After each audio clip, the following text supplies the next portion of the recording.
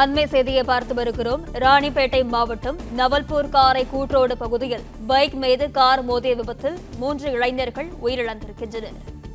விவரங்களுடன் செய்தியாளர் மார்டின் இணைப்பில் இருக்கிறார். வணக்கம் மார்டின், இது குறித்தான தகவல்கள். நிச்சயமா, ராணிப்பேட்டை மாவட்டம் ராணிப்பேட்டை அடுத்த காரைக்குட்டோடு மேம்பாலம் அருகே இன்று அதிகாலை இருசக்கர வாகனம் மீது எதிரே வந்த கார் மோதிய விபத்துக்குள்ளானது.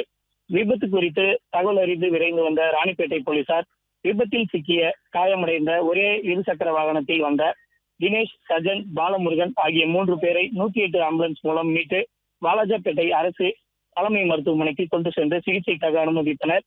இதில் கொண்டு செல்லும் வழியிலேயே ஒருவர் உயிரிழந்த நிலையில் காயமடைந்த மேலும் 2 மேல் சிகிச்சைக்காக வேலூர் அரசு தலைமை மருத்துவமனைக்கு அனுப்பி வைத்த நிலையில் சிகிச்சைக்காக சென்ற இருவரும் ஒருவர் பின் ஒருவராக உயிரிழந்தனர்.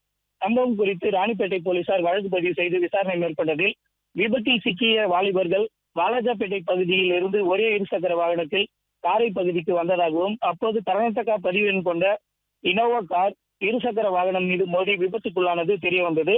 இதனையடுத்து காரை பறிமுதல் செய்த போலீசார் விபத்து ஏற்படுத்திய ஓட்டுநரை கைது செய்தனர். மார்டின், விவரங்களுக்கு நன்றி.